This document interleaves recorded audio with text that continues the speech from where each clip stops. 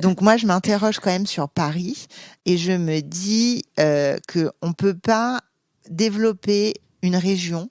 Et je croyais beaucoup déjà à l'époque en notre région si en fait on continue à se dire que certains domaines du droit ne seraient pas représentés dans la région. Donc vous avez 22 ans, 23 ans et vous vous dites, voilà, ma région d'origine, en l'occurrence la région celle à qui Rhône-Alpes, je dois beaucoup, voilà. Ne pourra pas se développer comme territoire économique si tous jamais les gens qui font du droit de la concurrence vont à Paris. Partent, Donc en fait, je fais le choix comme réflexion à cet âge-là. Je fais le choix du retour.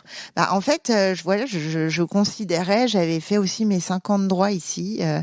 Qui m'a offert beaucoup. Les entreprises dans lesquelles j'avais fait des stages qui m'avaient accueilli, c'était aussi ici. Donc moi, je considère que. Et d'ailleurs, je lui avais fait la réflexion. Il m'avait dit, ça prendra du temps. Je dis, c'est pas grave, parce que j'en ai. Je commence ma carrière. J'ai compris qu'elle serait bien longue. Donc, il faut bien qu'on ait un peu des challenges à ce niveau-là. C'est intéressant. C'est une discussion que j'avais eue avec Cédric Dubuc du cabinet Brut de Dubuc à Aix-en-Provence, qui est un cabinet qui marche très très bien et qu'on connaît on collabore avec eux sur la blockchain. Et très innovant.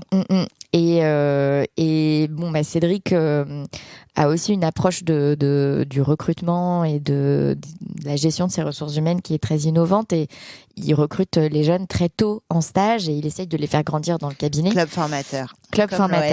Exactement. Et en fait, il est un petit peu frustré et en même temps il le comprend. Mais on avait discuté d'une espèce de frustration de voir tous ces jeunes talentueux, jeunes juristes talentueux du bassin aixois qui, se sentent un peu, de les voir tous partir au moment de commencer leur vie professionnelle pour commencer dans des cabinets parisiens.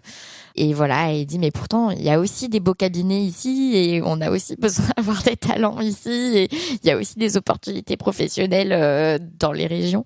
Bon, j'en avais discuté avec certains jeunes là-bas et d'un autre côté je comprends ce truc d'avoir envie d'ailleurs, de bouger, de voir autre chose, de se dire que peut-être que les plus grandes structures, la réputation est ailleurs et tout, mais voilà, je comprends que il y a ce truc donc je souligne d'autant plus entre guillemets par rapport à l'âge que vous aviez à l'époque, ce réflexe de se dire non, il y a des choses à développer dans ma région si je veux que ça ce soit. Voilà. Et puis moi comme je vous le disais, ça faisait longtemps que je voulais faire ce métier. Je savais qu'il était pas facile.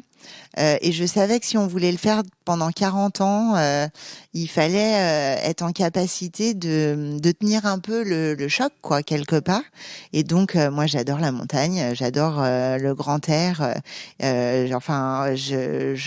Déjà, à 20 ans, on avait envie d'autre chose que le boulot, mais pour se donner à fond dans le boulot.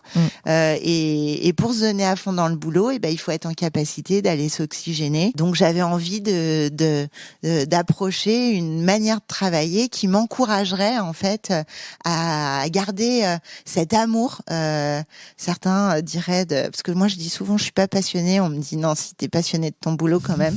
Donc un peu cette passion qui m'animait et voilà, et je savais que à Paris elle s'étiolerait peut-être un peu plus facilement quelque part.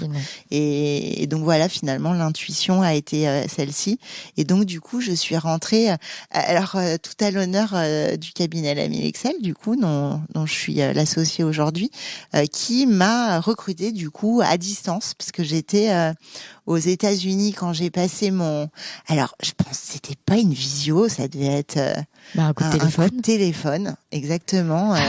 Et donc je leur dis, je rentre fin août, et ils me disent, viens commencer ta collaboration début septembre.